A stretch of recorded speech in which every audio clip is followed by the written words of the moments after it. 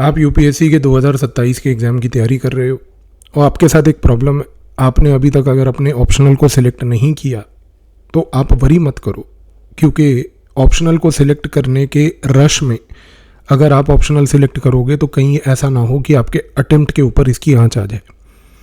एक point important है, जब भी बच्चे ऑप्शनल की चर्चा करते हैं वो क्या डिस्कस करते हैं, कौन सा ऑप्शनल लें, और जब आप ऑप्शनल के क्राइटेरिया को डिसाइड करते हो तो सबसे पहला फोकस आपका रहता है ये देखने में कि क्या ये ऑप्शनल जीएस में मदद करेगा या नहीं करेगा, क्या ये ऑप्शनल किसी तरीके से कोई जीएस के सब्जेक्ट को कवर करने में मेरी हेल्प करेगा या नहीं करेगा। ये क्राइटेरिया के बेसिस पे अगर आप ऑप्शनल सेलेक्ट करते हो तो ये इशू है। इसका इशू इसलिए है क्योंकि एक ऑप्शनल जो है वो 500 मार्क्स का होता है। 500 मार्क्स के एक ऑप्शनल को आपने सिर्फ सिलेक्ट ही नहीं करना, सिलेक्ट करने के बाद अगले कुछ महीने उस ऑप्शनल में आपने इन्वेस्ट करने हैं, टाइम को, एनर्जी को, रिसोर्सेज को। तो आपको ऑप्शनल सिर्फ एक ओवरलैप के क्राइटेरिया पे अगर आप सिलेक्ट करते हो तो यहाँ पर इशू ये आएगा कि आप उस इंटेलेक्चुअल एनवायरनमेंट को नहीं समझ पाओगे जो इंटेलेक्चुअल एनवायरनमेंट आपको ऑप्शनल एक तरीके से सस्टेन करने में चाहिए होगा। इस रीज़न से आप देखिए कि बहुत सारे लोग अगर जीएस के ओवरलैप को नहीं देखते तो वो एक दूसरे मिथ को देखते हैं। दूसरा मिथ ये होता है कि कौन सा ऑप्शनल जो है वो स्कोरिंग है। देखो ये पॉइंट इंपॉर्टेंट है कि कई ऑप्शनल्स ज़्यादा स्कोरिंग होते हैं, कईयों में नहीं होते, और हम यहाँ पर जनरली सिलेक्टेड कैंडिडेट्स के मार्क्स के बेसिस पे हम जज करने की कोशिश करते हैं। पर एक चीज़ समझने की कोशिश करो कि सिलेक्टेड कैंडिडेट्स के जो मार्क्स हैं, अगर उनके मार्क्स पे, उनके स्कोर्स के बेसिस पे आप डिसाइड करोगे कि ये वाले ऑप्शनल को पिछले कुछ सालों से ज़्यादा मार्क्स मिल रहे हैं तो मैं ले लेता हूँ, तो वो एक क्राइटेरिया नहीं है जो आपकी कंपैटिबिलिटी को एक्सप्लेन करता है। आप सोच के देखो, यहाँ पर आपने दो बड़े एरर्स इस मोमेंट पर कर रखे हैं। ये सोच के कि एक ऑप्शनल ओवरलैप करता है जीएस से तो वो मेरे लिए इंपॉर्टेंट है, एक ऑप्शनल यहाँ पर जो है मैं इसलिए ले लेता हूँ जस्ट बिकॉज कि उसमें मार्क्स ज़्यादा आते हैं। ये जिस प्रकार के एविडेंस के बेसिस पे आप अगर ऑप्शनल सिलेक्ट कर रहे हो तो यहाँ पर ये दिक्कत आएगी। For example political science optional है। बहुत सारे लोग ऐसे हैं जो कहते हैं कि पॉलिटिकल साइंस ऑप्शनल मुझे इसलिए अच्छा लगता है क्योंकि मेरे को जियोपॉलिटिक्स अच्छी लगती है, मेरे को इंटरनेशनल रिलेशंस अच्छा लगता है। लेकिन पॉलिटिकल साइंस में सिर्फ जियोपॉलिटिक्स और इंटरनेशनल रिलेशंस नहीं है, उसमें पॉलिटिकल थ्योरी भी है, उसमें थिंकर्स भी हैं। थिंकर्स के साथ साथ जस्टिस, इक्वालिटी, डेमोक्रेसी, इन सब चीज़ों के ऊपर भी चर्चाएं हैं। और यहाँ पर कुछ ऐसे थिंकर्स हैं, प्लेटो, एरिस्टोटल जैसे, जो बड़े एब्स्ट्रैक्ट भी हैं। तो मियरली सिर्फ सब्जेक्ट में इंटरेस्ट होना, ये भी तीसरा पॉइंट जो मैं कहने की कोशिश कर रहा हूँ, वो क्राइटेरिया नहीं है।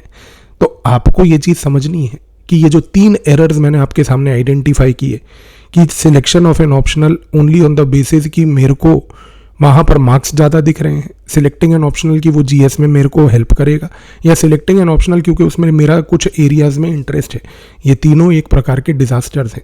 एक एस्पिरेंट जिसको टॉप 100 में रैंक लाना है वो ऐसे अपने ऑप्शनल को डिसाइड नहीं करता, वो ऑप्शनल को डिसाइड करता है कॉम्पिटेंस के बेसिस पे।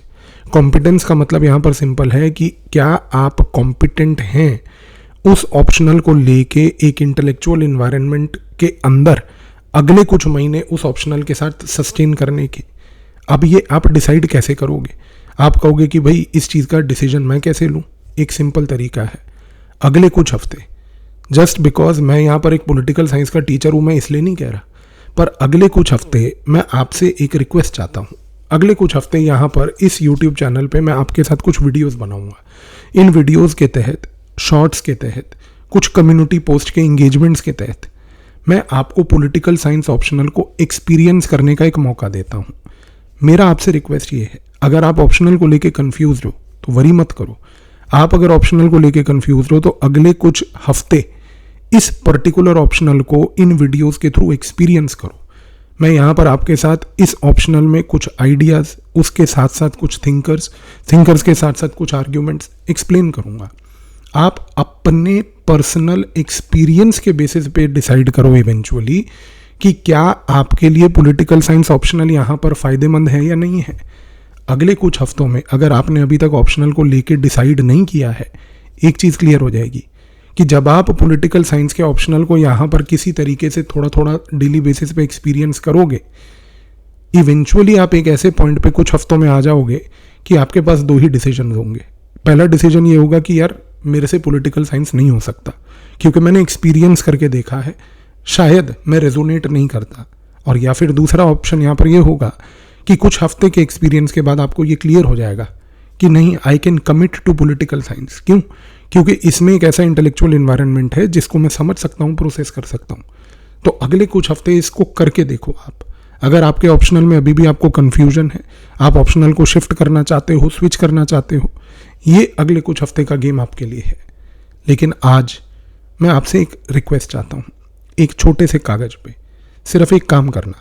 इस वीडियो के बाद सिर्फ इतना लिख के अपने पास एक पेपर पे रखना कि जो ऑप्शनल आपके दिमाग में चल रहा है, जो भी ऑप्शनल, आप उस ऑप्शनल से क्यों एक अफेक्शन रखते हो। लेकिन उसमें ये याद रखना कि वो अफेक्शन का रीज़न, लगाव का रीज़न सोशल प्रेशर नहीं होना चाहिए कि जस्ट बिकॉज मैंने सुना है किसी से कि वो ऑप्शनल इंपॉर्टेंट है इसलिए मुझे वो अच्छा लगा, जस्ट बिकॉज मैंने देखा कि उसमें मार्क्स ज़्यादा आ रहे थे इसलिए मैंने चुना, जस्ट बिकॉज मैंने देखा कि उसमें जो है जीएस से ओवरलैप करता है इसलिए मैंने चुना। ये फैक्टर के बेसिस पे नहीं करना। सिर्फ एक बार एक छोटे से कागज़ पे 2 लाइन 3 लाइन इतना लिख के रखना और ये कागज़ अपने पास रखना। कुछ हफ्तों के बाद आपसे ये पेपर को मैं दोबारा निकलवाऊंगा एंड अगले कुछ हफ्ते, कल से, आज से इस जर्नी को हम शुरू करते हैं। और थोड़ा सा ध्यान देना, आई एम श्योर आपके ऑप्शनल के सिलेक्शन को एक साइंटिफिक तरीके से, एक्सपीरियंस बेस्ड तरीके से हम करेंगे ताकि आप कोई भी ऑप्शनल चुनो, whether it is political science और एनी अदर ऑप्शनल, आप एक इंटेलेक्चुअल इन्वायरमेंट में ऑपरेट करो जिस इन्वायरमेंट से ये चीज़ स्पष्ट हो जाए कि आपका सिलेक्शन हो, नॉट सिर्फ कि आप सेक ऑफ पढ़ने के लिए पढ़ रहे हो।